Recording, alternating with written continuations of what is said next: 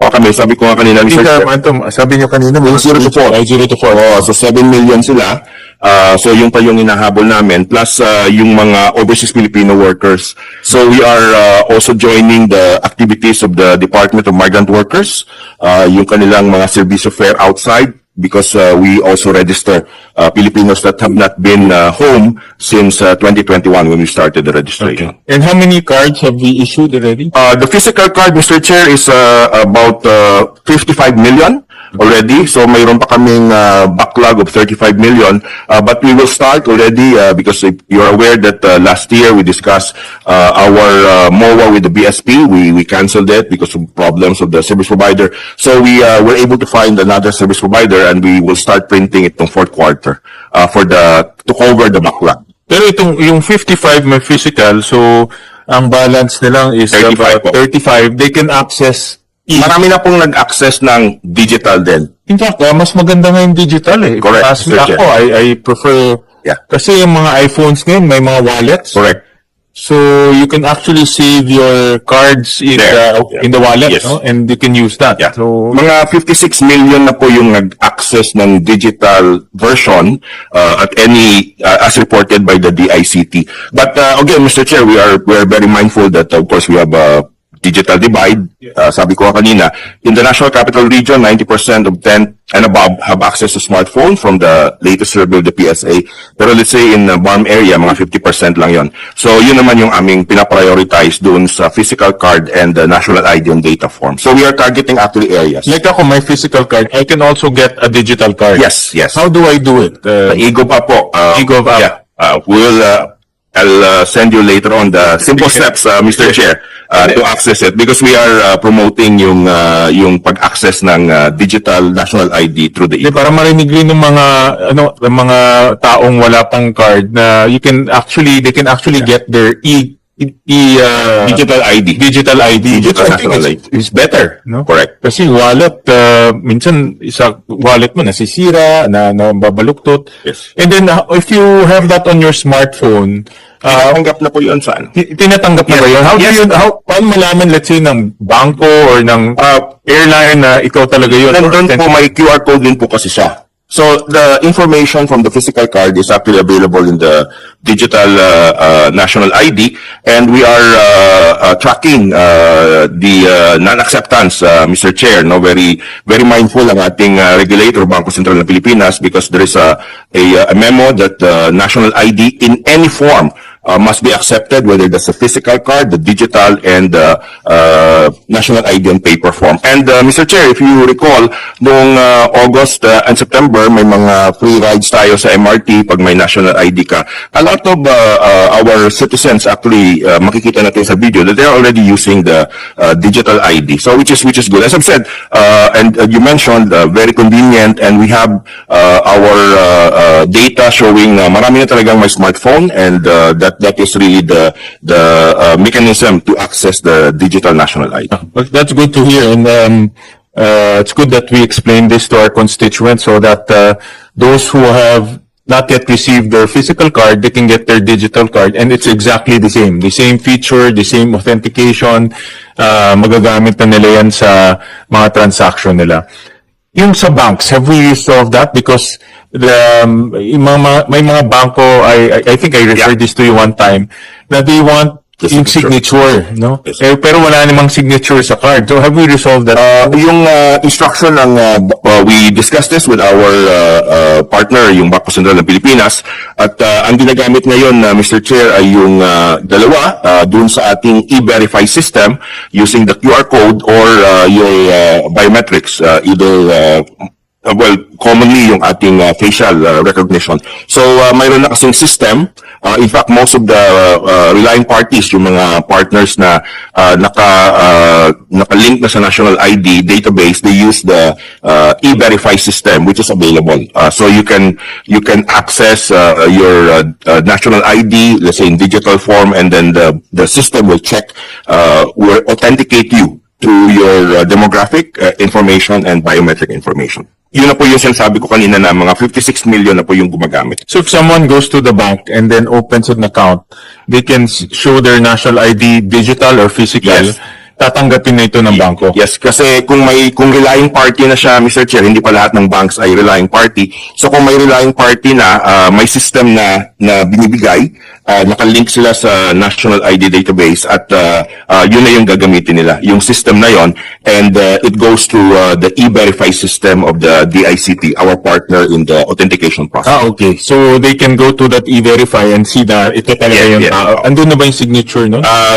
Yung sa digital national ID, you can include the signature there. Pero yung ginagamit ng mga, kasi Mr. Chair, yung signature naman, pwede naman mga fake yun, ano? Ang ginagamit talaga sa e-verify system, yung biometrics. Well, okay. So may iba na fingerprint, ang karamihan, facial recognition. Ang ano ko na lang suggestion ko, you said to mandate the banks to be a relying partner and use that kasi that's the whole point of having a national ID, no, to use that. But some banks I know, dati ito, I haven't heard anything now. They really require IDs with signature, no? Kasi yun raw ang kailangan. So it defeats the purpose of our national ID. We invested so much funds already, 24 billion already in our national ID system, pero hindi naman nagagamit. Sayang. So, Ngayon, Mr. Chair, well, compared to, let's say, last year, mas marami nang gumagamit, ano? As I mentioned kanina, we have already counted 56 million authentication and mga 12 million dito ay nasa private sector, 6 million sa financial, and then 6 million sa ibang private sector na relying party. So, it is being utilized, Mr. Chair, and we at the PSA continues to engage the private sector, particularly yung mga financial entities natin to use the national ID system for their transaction. Kasi the verification, of course, is stronger because it utilizes the demographic and biometric information. Thank you.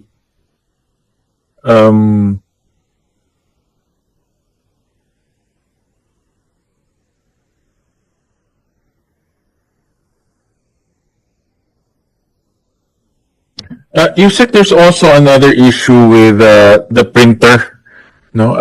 Can you give us an update on what happened to that? Yung partner namin, All cards. yeah, sa BSP, and then they have a service provider. But last year, we canceled the agreement with the Bangko Sentral ng Pilipinas.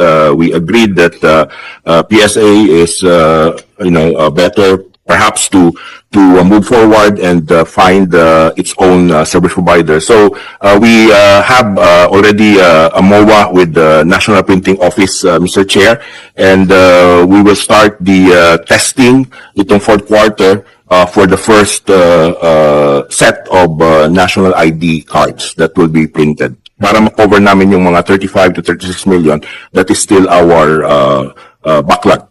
There are two problems here, no? Number one is the performance of all card, no?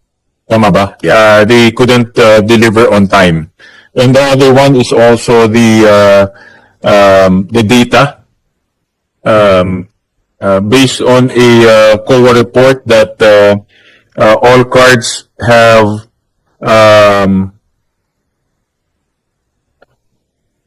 handles part of the card personalization system provided by the Bangko Sentral. So they have access to information, no? Access to information, Mr. Chair, before we terminated the memorandum of agreement with the BSP, so natapos na yung aming engagement with them and all cards. Yung mga nasa printing stations naman ay PSA personnel. But of course, yung all card technicians, they help us kasi sila yung nagpapatakbo ng machines. But those that are printing the cards and those that are checking sa quality control, yun yung mga access sa information. Those are personnel of the PSA before, stationed at the BSP East Avenue complex. Meron bang access ang all cards to personal information? Yung database, wala sila.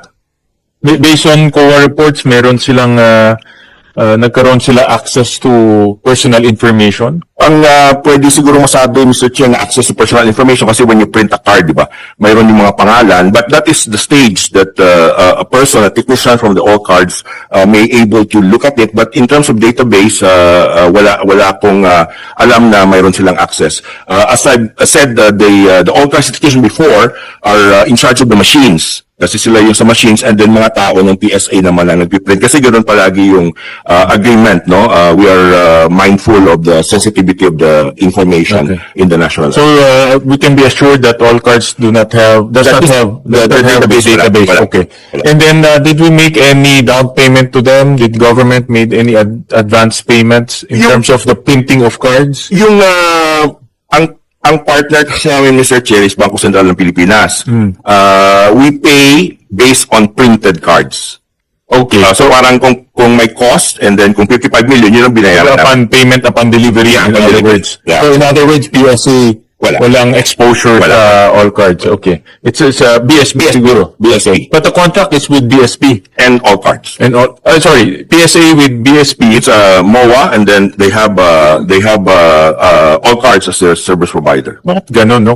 I think the intention is for BSP to print it because it's G2G. Pero eventually they subcontract it out also to another private entity na hindi naman nakadeliver. No? Parang nawala yung G2G purpose. Sa G2G, mas mabilis. At least negotiated na lang siya. No? So, I assure you, Mr. Chair, may binabayaran namin na they BSP billed us based on the card that were released to us. And may mga sinisettle lang kami ngayon yung mga last year's turnover from BSP to PSA. But there's no advance payment whatsoever. Okay. And then moving forward, you are now going to, you said you National Printing Office. National Printing Yes. Office. But this one, National Printing Office will do it themselves. Yes. They will not subcontract it to other, Yes. to other. They will do it. The agreement is clear, and then the PSA will be there for assistance on the checking, quality assurance, and everything. Okay. That's good to hear. Another issue, you said ito familiar tayo lahat kay Alice Guo. Any updates on reforming the late registration process, preventing another Alice Guo from happening again? If you remember, Yeah. it's not only Alice Guo. Right. There's a municipality in Davao del Sur that issued 1,200 late registration birth certificates, no, of which I think you found out at that time parang 20 ba na spurious? Mas marami pa po. Can you give us yeah. updates na lang? Yeah. Two things, no? One is reform on the late registration process. Number two, updates on the epicenter of that late registration process, which is Davao del Sur, no? So two updates. Thank you, Mr. Chair.